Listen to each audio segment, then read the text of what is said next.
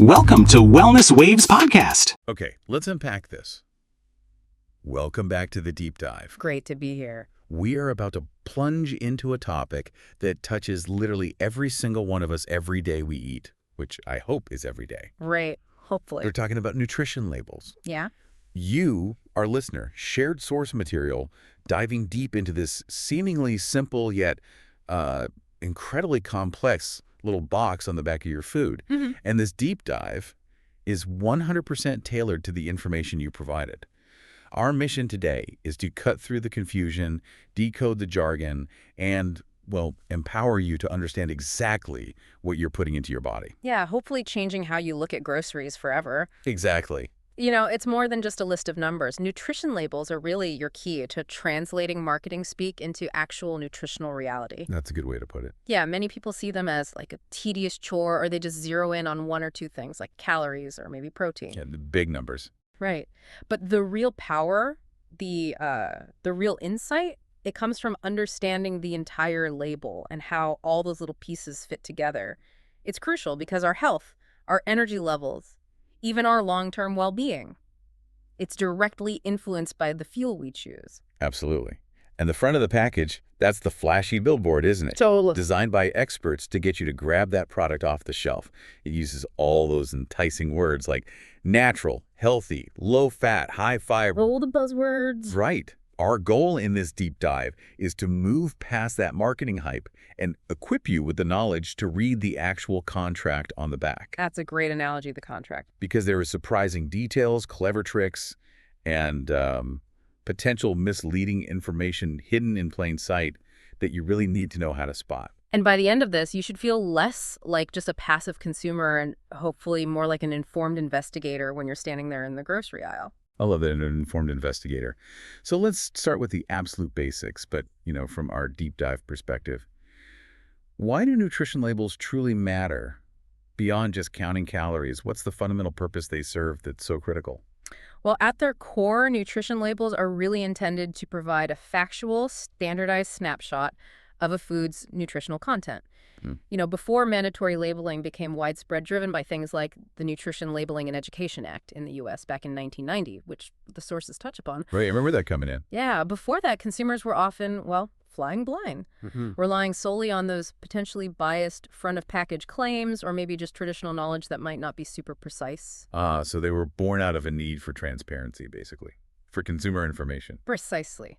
Think of them as the government-mandated disclosure document for your food. Okay. The source material really highlights that just relying on those packaging claims alone is a major pitfall. A product can shout low fat on the front, but then be packed with sugar to compensate for taste.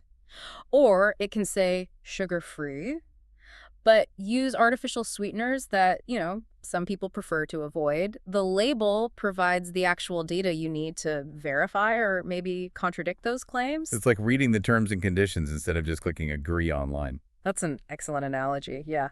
Marketing departments are really skilled at highlighting one single positive attribute while subtly downplaying the less desirable ones. So a food labeled high in protein might indeed have a good protein count, which sounds great on the surface. All right, sounds healthy. But the label might also reveal it's loaded with saturated fat, maybe, or artificial ingredients you just weren't expecting.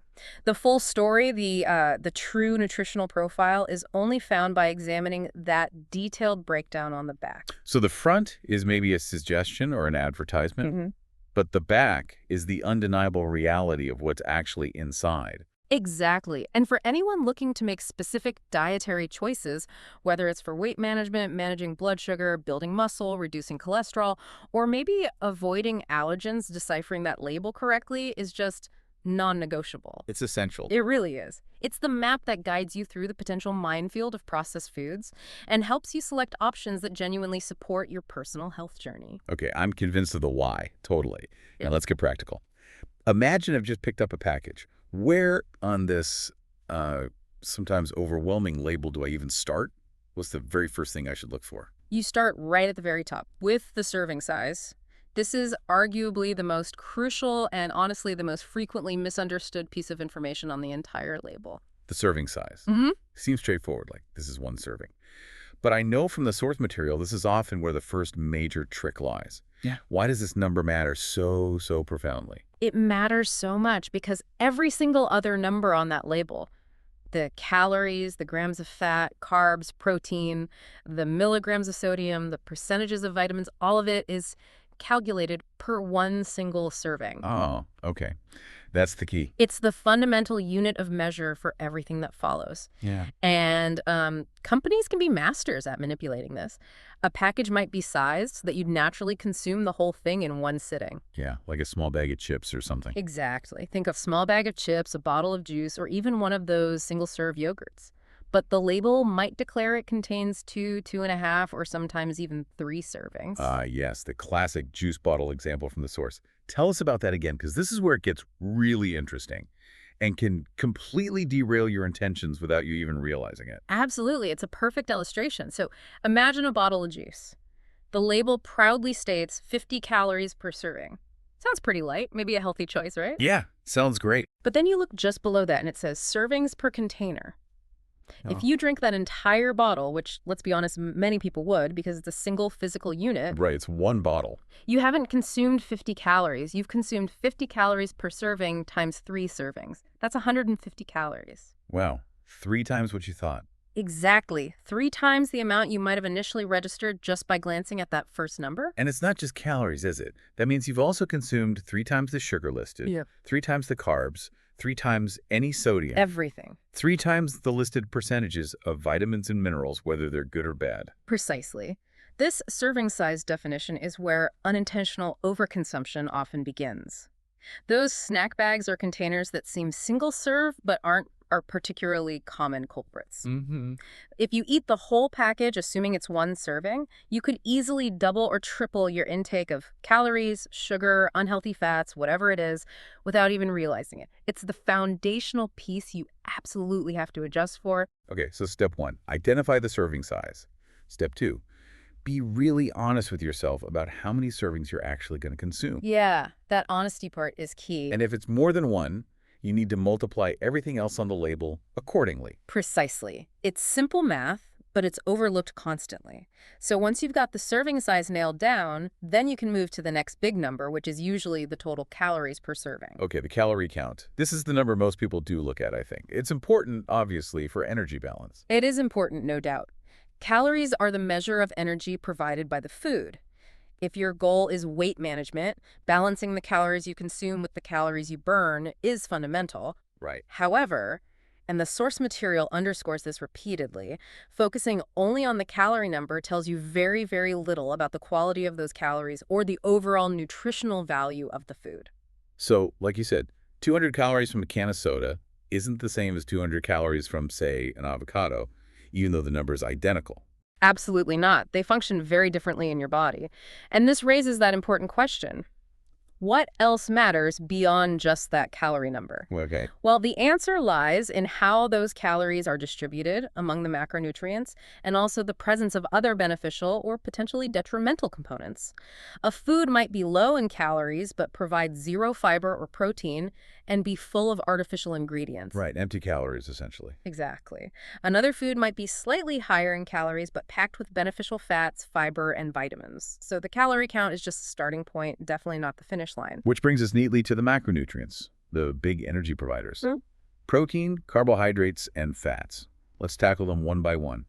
First up, protein. Okay, protein. It's listed in grams per serving on the label. It's a critical macronutrient, really essential for building and repairing tissues like muscles, skin, organs. The body's building blocks. Exactly. It also plays a key role in immune function, enzyme production, hormone regulation. It does a lot.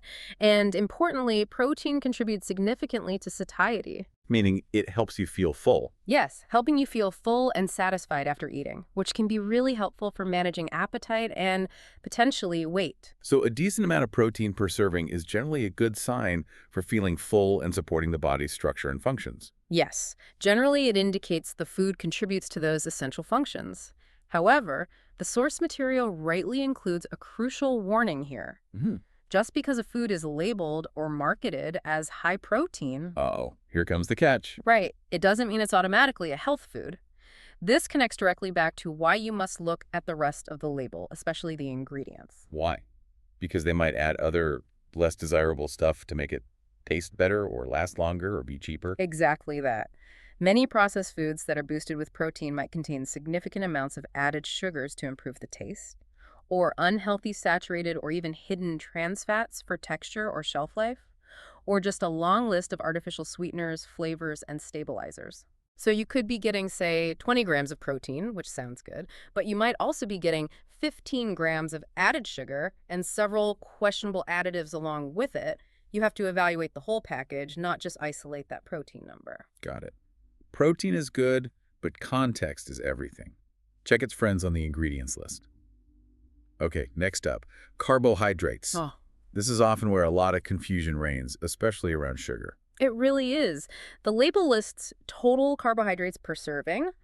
This number is then typically broken down further into dietary fiber and total sugars. Okay. And importantly, since the 2016 label updates in the US, they usually also list added sugars separately, which is a really crucial distinction. Why is that added sugars distinction so important? And what about the relationship between fiber and the total carbs? Okay, so the separation of added sugars helps you differentiate between sugars that are naturally present in a food, like the lactose in milk, or the fructose in fruit, and sugars that have been added during processing, like table sugar, corn syrup, honey, etc. Consuming excessive added sugars is linked to numerous health problems: weight gain, type 2 diabetes, heart disease, poor dental health, inflammation.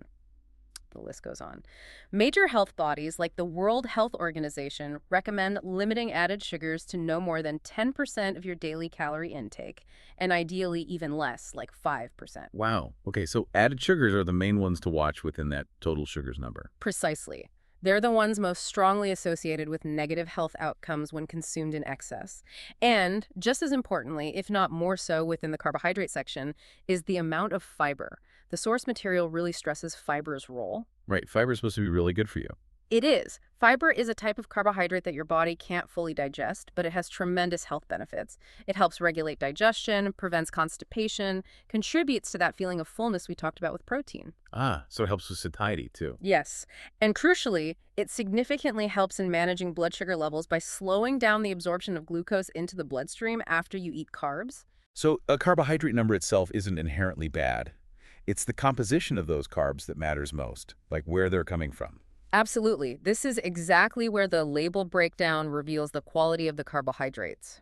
The source offers a perfect comparison, which really clarifies this. Okay, let's hear it. Consider two foods, both with 30 grams of total carbohydrates per serving. Food A has 10 grams of fiber and 5 grams of total sugars, with maybe 0 grams added sugars. Okay, high fiber, low sugar. Right. Now, food B also has 30 grams of total carbs, but it only has 2 grams of fiber and 25 grams of total sugars, of which maybe 20 grams are added sugars. Wow, big difference. Mostly sugar, very little fiber. Huge difference. While both technically have 30 grams of carbs, food A, rich in fiber and low in added sugar, will have a much more positive impact on your blood sugar, your satiety, your gut health, and overall health compared to food B, which is essentially mostly sugar with minimal fiber. That's fascinating. So just looking at the total carb number completely misses the story about whether you're getting beneficial complex carbs and fiber or just, well, detrimental added sugars. Exactly. It highlights the quality aspect. Right. It's not just the quantity. That's a real game changer right there, looking at the fiber content relative to the total carbs and especially the added sugars. It really is about the quality of those carbohydrate grams. All right, let's move to the third big one, fats. Okay, fats. They're listed as total fat per serving, and then usually broken down further into saturated fat and sometimes trans fat. Occasionally, you might also see polyunsaturated and monounsaturated fats listed separately. Right. We hear so much about good fats and bad fats. How does the label help us distinguish between them? Well, the source material clarifies this pretty well. While total fat gives you the overall amount, the breakdown is definitely key. Unsaturated fats, that's the polyunsaturated and monounsaturated ones, found in foods like nuts, seeds, avocados, olive oil, those are generally considered beneficial. The healthy fat. Exactly. They can help lower bad LDL cholesterol and are important for things like nutrient absorption and cell function. Saturated fats, which are found mostly in animal products and some tropical oils like coconut and palm oil, should generally be consumed in moderation. High intake can increase that bad LDL cholesterol. Okay, moderation for saturated. And then there are the trans fats. The ones everyone says to just avoid completely, right? Absolutely. The source material issues a really strong warning about trans fats. These are typically created through an industrial process called partial hydrogenation, where liquid vegetable oils are turned into more solid fats. Why did companies use them? Well, they use them because they extend shelf life and improve the texture in things like baked goods, fried foods, margarines. Ah, okay. Practical reasons for them. Practical for the manufacturer, yes, but nutritionally, they are detrimental. Trans fats significantly raise your LDL bad cholesterol while lowering your HDL good cholesterol. This combination dramatically increases your risk of heart disease, stroke, and inflammation. Wow. So double trouble. Exactly. Even small amounts are considered harmful, which is why the FDA has moved to essentially eliminate artificial trans fats from the food supply in the U.S. But they might still be lurking. And this is another area where the label panel and the ingredients list work together, isn't it? Crucially important point, yes. While the nutrition panel lists trans fat in grams, there's a loophole. If the amount is less than 0.5 grams per serving, companies are allowed to round it down and list 0 Gs on the panel. 0 grams, even if there's some in there. Correct. So a food could technically contain trans fats, list 0 gram on the panel, but still pose a risk if you eat multiple servings, or if you consume many different foods that each contain just under that 0.5 G threshold throughout the day. Ah, it adds up. It can't add up. This is why, as the source notes explicitly, you must check the ingredients list as well. If you see the words partially hydrogenated oils listed anywhere in the ingredients, That's the giveaway. that is the absolute red flag. It indicates the presence of trans fats, regardless of what the nutrition panel says about the trans fat grams number. Avoid it. Wow, okay.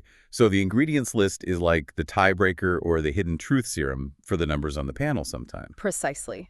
There are two essential halves of the same vital information. You really need both. Let's dive deeper into that ingredients list then, because honestly, this can look like a chemistry experiment gone wrong sometimes. What are the key principles for decoding it effectively? Okay, the single most important principle, which the source highlights clearly, is that ingredients are listed in descending order by weight. Meaning the heaviest ingredient is first. Exactly. The ingredient that makes up the largest proportion of the food by weight is listed first, and the ingredient present in the smallest amount is listed last. Okay, so if sugar, or something like corn syrup, is the first or second ingredient listed, that food is basically a sugar delivery system. You got it. If sugar, or any form of sugar, is among the first few ingredients, you know immediately that the product is primarily composed of sugar. This provides vital context that the sugar grams number alone might not fully convey, especially if the serving sizes are manipulated to look small. This is where it gets really interesting, because it directly exposes how much of the product is potentially filler, or those less than ideal components, versus the stuff you actually want. And speaking of sugar, companies are notoriously sneaky about how they list it, aren't they? Yeah. They use a whole bunch of different names to make it less obvious or maybe spread it out on the list so it doesn't look like the main ingredient. Oh, absolutely. They are masters of disguise when it comes to sugar. The source provides several examples of these aliases. Instead of just seeing the word sugar, you need to look out for terms like corn syrup, high fructose corn syrup, dextrose, fructose, maltodextrin, sucrose, glucose, Oh. rice syrup, agave nectar, maple syrup, honey, fruit juice concentrate. There are literally dozens more. So many names for the same thing, essentially. Pretty much. And seeing multiple different forms of sugar listed, even if none of them are individually right at the very top, can still indicate a very high overall sugar content. It's often a deliberate strategy to make the main ingredient appear further down the list than it would if they just used one type of sugar. That requires real vigilance then. You almost have to memorize a list of sugar aliases. It does require a little bit of homework, or maybe keeping a list handy at first, but it's such a crucial step to see through the marketing. And beyond just sugar, the source also advises vigilance regarding artificial additives. Like what kind of additives are we talking about? The ones with the really long, unpronounceable names? Exactly, those sometimes. Now, some complex names are just the scientific terms for vitamins or minerals, which are fine. But a long list of ingredients that sound like they belong in a lab, not your kitchen, is generally a pretty good sign of a highly processed food. Okay. This includes things like artificial colors, like red 40, yellow 5, artificial flavors, preservatives designed to extend shelf life, like BHA, BHT, sodium benzoate, and various texturizers or stabilizers. Companies use these to enhance appearance, make the product last longer on the shelf, improve the texture, or often just to lower costs. Right. And the source material implies that while regulatory bodies like the FDA deem these safe in the amounts typically used, minimizing your overall intake of these highly processed artificial ingredients is generally a good strategy for promoting better health. So the shorter the ingredients list and the more recognizable the ingredients are, like actual foods, the better, generally speaking. As a general rule of thumb, yes, that's a very good principle. A shorter list composed of whole, recognizable foods usually signifies less processing and fewer additives.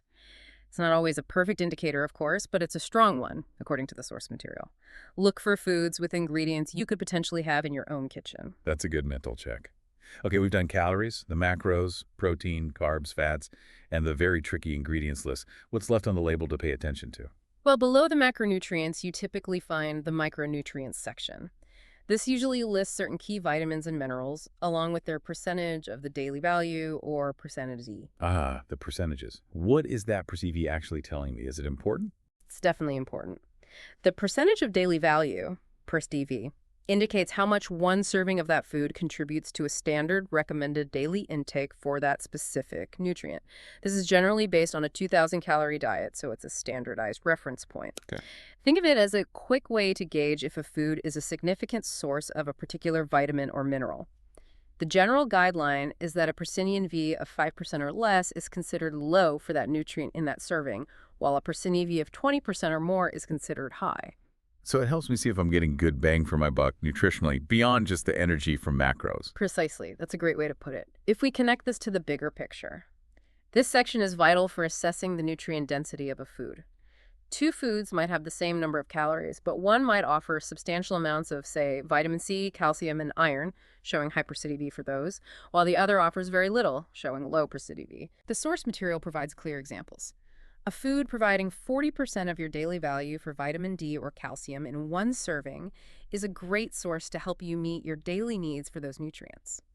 On the other hand, a food providing only 2% of your daily value for iron isn't going to significantly contribute to your iron intake for the day. Gotcha. So this section allows you to identify foods that contribute valuable vitamins and minerals, which are essential for countless bodily functions, everything from bone health, calcium, Vit D, to energy production, iron, B vitamins, to immune support, Vit C, Vit D. It adds another really critical dimension to evaluating a food, not just the fuel, but also the essential building blocks and helpers the body needs to function properly. Exactly. And while the labels aren't exhaustive, they don't list every single vitamin and mineral in existence. They typically are required to include key ones of public health significance, like vitamin D, calcium, iron, and potassium. Sometimes you'll see vitamin C or vitamin A too. This gives you a good starting point for assessing the overall nutrient contribution of the food. Okay, fantastic. So we've walked through the label piece by piece. It seems pretty straightforward when you break it down like this, but the source material also highlights that people still make common mistakes, even when they are trying to read labels. What are some of the biggest pitfalls we should try to avoid? Yeah, despite best intentions, mistakes happen. One of the most significant, as we've already emphasized quite a bit, is underestimating the serving size and, as a result, miscalculating the calorie and nutrient intake. Right, the juice bottle example again. Or thinking that pint of ice cream is one serving when the label says it's actually 4. Ouch. Precisely. That one trips people up constantly. Another major mistake at the source flags is falling for what's sometimes called the health halo effect of popular buzzwords or certifications on the front of the package. What do you mean by health halo? It's assuming that a food is automatically healthy or healthier than it is just because it's labeled organic or gluten-free or vegan. People see that word and think, oh, this must be good for me. Ah, okay. Because, like, an organic cookie is still fundamentally a cookie, right, with sugar and fat. Exactly. Organic refers to how the ingredients were grown or produced specifically, without synthetic pesticides, GMOs, etc. It doesn't say anything about the sugar, fat, or calorie content. Similarly, gluten-free is absolutely essential for people with celiac disease or a diagnosed gluten sensitivity. Crucial for them. Yes, but many gluten-free products are made with refined starches like rice flour or tapioca starch, and they can be quite high in sugar and unhealthy fats to try and mimic the texture and taste of traditional gluten-containing products. So these labels tell you important information about specific aspects of the food, but they absolutely do not guarantee a balanced or nutrient-dense profile overall. You still have to check the full label and the ingredients list. So the certification or claim on the front is definitely not a substitute for doing your homework on the back. Absolutely not. And closely related to this, the source strongly warns against trusting those front label claims instead of checking the full nutrition panel and ingredients list. You see phrases like, made with whole grains. Yeah, sounds good. It might mean only a tiny percentage of actual whole grains are included, with the primary ingredient still being refined flour. Low fat might just mean high sugar to make it taste good. And natural, that's perhaps the most potentially misleading buzzword of all. Ah, yes, natural. The source material seemed pretty blunt about that one. What's the issue there? It is blunt, and for good reason.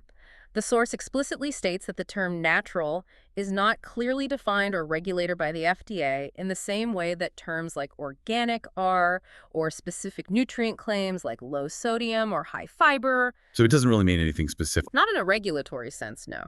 A food can be labeled natural, even if it contains processed ingredients like high fructose corn syrup or artificial flavors, or hasn't undergone what most people would consider minimal processing. So relying on natural as an indicator of healthiness, according to the source, is a mistake. It's primarily just a marketing term. Wow, that's frustratingly vague for the consumer, isn't it? So basically, your best bet is to pretty much ignore natural as a health indicator and just stick to the facts on the back panel and ingredients. That's definitely the safest and most informed approach based on the source material. Another mistake people sometimes make is getting tunnel vision, focusing on only one nutrient to the exclusion of all others. Like only looking for high protein. Exactly. Fixating on protein while ignoring high added sugar or saturated fat, or maybe only looking at fiber while overlooking sky-high sodium content. A truly informed choice requires evaluating the overall profile, the balance of everything. That makes perfect sense. It's like judging a whole song, not just one instrument. It's a symphony of numbers and ingredients, not a solo performance. Precisely. You need to look at the whole score, the complete picture. All right, we've covered the why labels matter, the how to read each section, and the common oops moments or mistakes to avoid. Now, how can someone listening take all this information and become a genuinely skilled label reader? What are the practical, actionable steps from the source material to turn this knowledge into a real habit? Okay, becoming a pro. The source offers several really solid, actionable tips. First and foremost, and this has been a recurring theme, but it's worth repeating, make a habit of looking at the ingredients list first. Before the numbers. Yes. Scan that list before you even really process the numbers on the nutrition panel. As the source reiterates, less processed foods tend to have shorter ingredient lists with items you actually recognize, things you might cook with yourself. This quick scan can often tell you immediately if the food is primarily based on whole ingredients or if it's more heavily reliant on processed components and additives. Ingredients first, always. Yeah. Got it. What's the second key step? Secondly, when you do look at the nutrition panel, consciously shift your focus beyond just the total calories and maybe total fat. The source advises prioritizing the beneficial components. Look for good amounts of fiber, protein, and healthy unsaturated fats, which you might infer from ingredients like nuts, seeds, avocados, olive oil if they're not listed separately. Okay. Focus on the good stuff. Yes, while also actively checking for the detrimental ones we've discussed, especially added sugars, trans fats by checking for partially hydrogenated oils in the ingredients, and excessively high sodium, depending on your health needs. So, don't just count calories. Evaluate the quality of those calories based on where they come from and what else is in the package.